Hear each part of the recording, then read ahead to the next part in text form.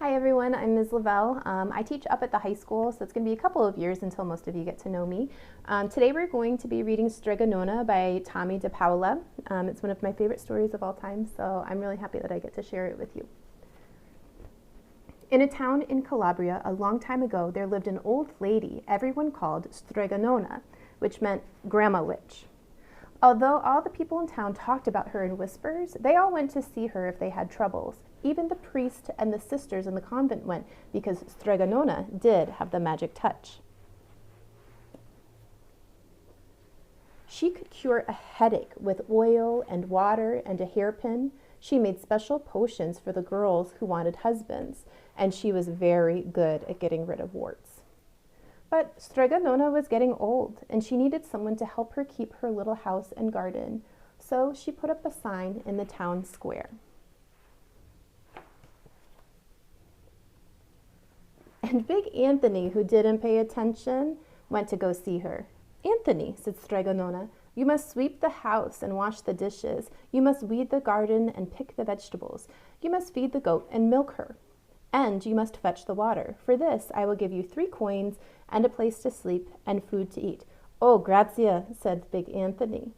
"One thing you must never do," said Strega Nona, "is touch the pasta pot. It's very valuable, and I don't let anyone touch it." "Oh, si, yes," said Big Anthony. And the days went by. Big Anthony did his work, and Strega Nona met with people who came to see her for headaches and husbands and warts. Big Anthony had a nice bed to sleep in and the goat shed, and he had food to eat.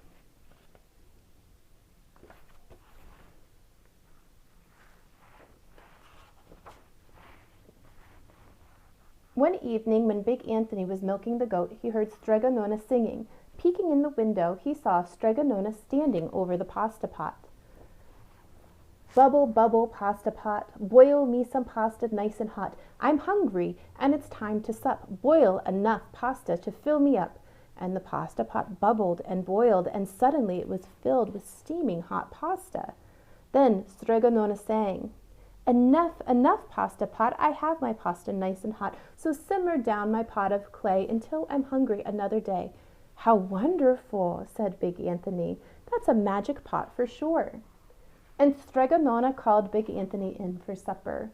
But too bad for Big Anthony, because he didn't see Strega Nona blow 3 kisses into the magic pot.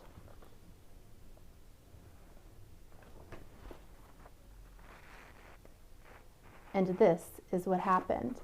The next day, when Big Anthony went to the town square to fetch the water, he told everyone about the pasta pot. And naturally, everyone laughed at him because it sounded so silly. A pot that cooked all by itself? "You better go confess to the priest, Big Anthony," they said. "Such a lie." And Big Anthony was angry that he wasn't very good, and that wasn't a very good thing to be. "I'll show them," he said to himself. "And someday I will get the pasta pot and make it and cook, and then they'll be sorry." The day came sooner than Big Anthony would have thought, because 2 days later, Strega Nona said to Big Anthony, "Anthony, I must go over to the mountain and meet my friend Strega Amelia. Sweep the house and weed the garden, feed the goat and milk her, and for your lunch there is some bread and cheese in the cupboard. And remember, don't touch the pasta pot." "Oh, yes, yes, Strega Nona," said Big Anthony, but inside he was thinking, "My chance has come."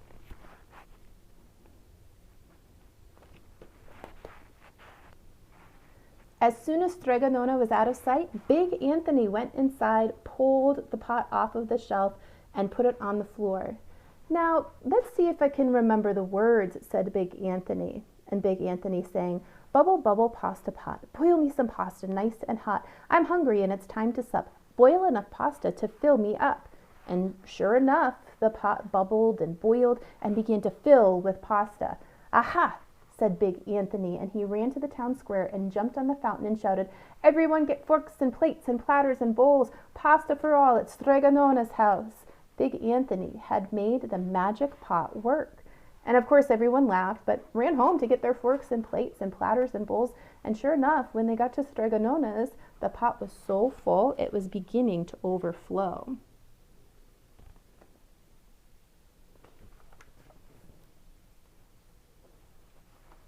Big Anthony was a hero.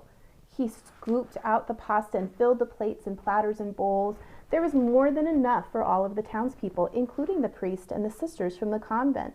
And some people came back for 2 and 3 helpings, but the pot was never empty.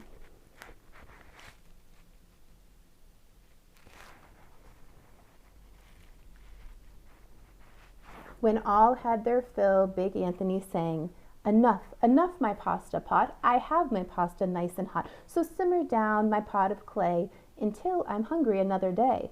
But alas, he didn't blow the 3 kisses.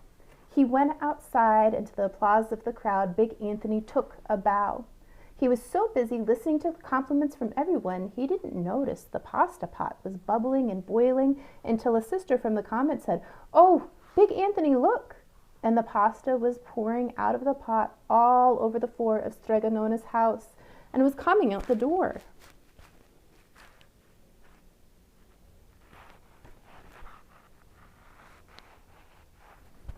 Big Anthony rushed in and shouted the magic words again, but the pot kept bubbling.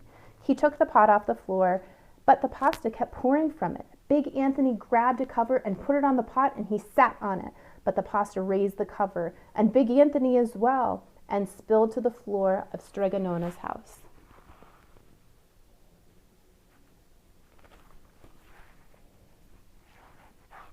"Stop!" yelled Big Anthony, but the pasta did not stop. And if someone had grabbed the door, poor Big Anthony, the pasta would have covered him up. The pasta had all but filled the little house. Out of the windows and through the doors came pasta, and the pot came right on bubbling. The townspeople began to worry. "Do something, Big Anthony," they shouted. Big Anthony sang the magic song again, but without the 3 kisses, it did no good. By this time, the pasta was on its way down the road, and all the people were running to try and keep ahead of it.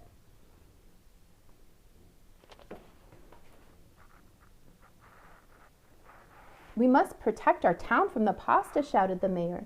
"Get mattresses, tables, doors, anything to make a barricade." But even that didn't work. The pot kept bubbling and the pasta kept coming.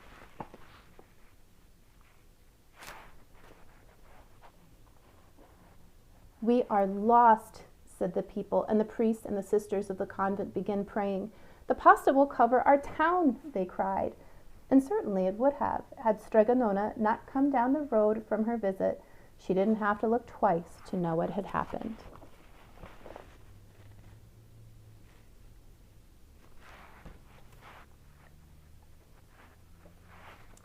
She sang the magic song and blew 3 kisses, and with a sputter the pot stopped boiling and the pasta came to a halt. "Oh, grazie! Thank you, Strega Nona," the people cried. But then they turned on poor Big Anthony. "String him up," the men of the town shouted.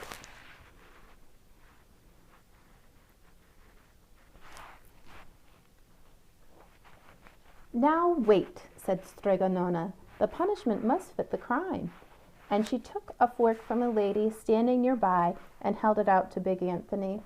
"All right, Anthony, you wanted pasta from my magic pasta pot," Strega Nona said. "And I want to sleep in my little bed tonight, so start eating."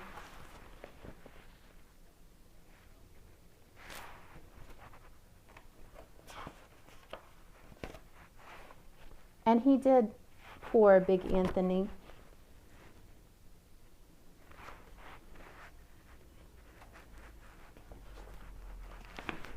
You can see Strega Nona ended up being able to sleep in her bed because Anthony had to eat all of that pasta.